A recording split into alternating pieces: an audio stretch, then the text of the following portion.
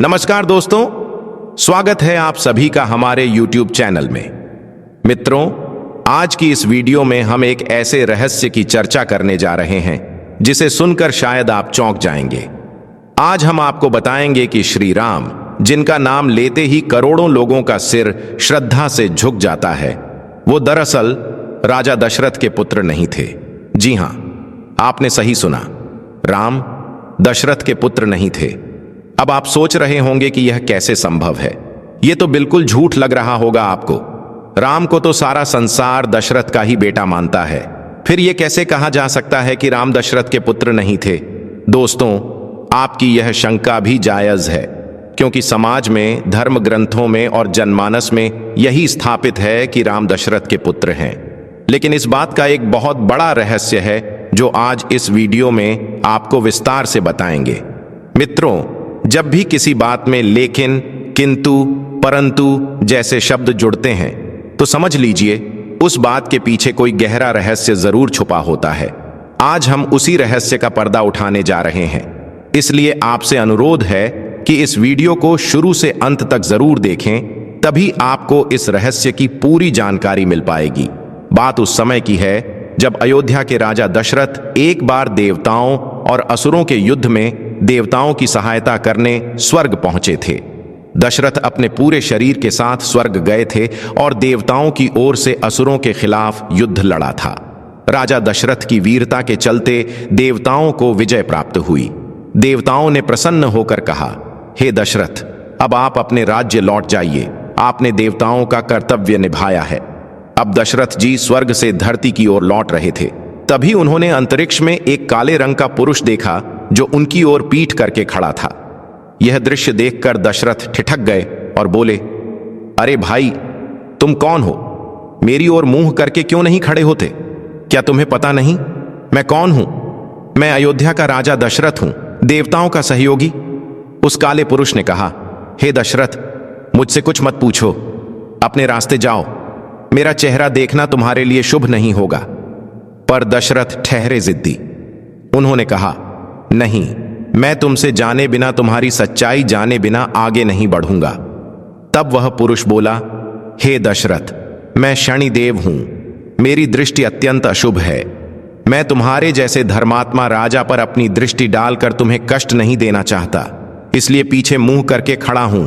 लेकिन दशरथ नहीं माने, बार बार आग्रह किया, हे शनिदेव, मैं किसी भी विपत्ति से नहीं डरता। आपकी दृष्टि डालने से यदि कोई अनिष्ट भी होता है तो उसकी पूरी जिम्मेदारी मेरी होगी। यह सुनकर शनिदेव को मजबूरन अपनी दृष्टि दशरथ पर डालनी पड़ी। जैसे ही शनि की दृष्टि दशरथ पर पड़ी, दशरथ बेहोश होकर अपने रथ से गिरने लगे। उसी समय गिद्धराज जटायु आकाश में उड़ रहे थे। उन्होंने दशरथ को गिरते देखा और तुरंत उन्हें अपने मजबूत पंजों में पकड़ लिया। धीरे धीरे जटायु ने दशरथ को धरती पर सुरक्षित उतारा। जब दशरथ को होश आया तो सामने जटायु को देखकर अत्यंत कृतज्ञ हुए। उन्होंने कहा, हे जटायु, आपने मेरी जान बचाई है। मैं आपका यह उपकार जीवन भर नहीं भूलूंगा। आप जो चाहें मांग लीजिए। जटायु ने कहा, हे दशरथ, मैं कुछ नहीं चाहता, बस एक वचन चाहिए। अगर भविष्य में आपके कोई संतान होगी तो आपका सबसे बड़ा पुत्र मेरा होगा, मेरी संतान होगा। दशरथ ने बिना सोचे समझे यह वचन दे दिया। समय बीता, दशरथ के यहां राम का जन्म हुआ।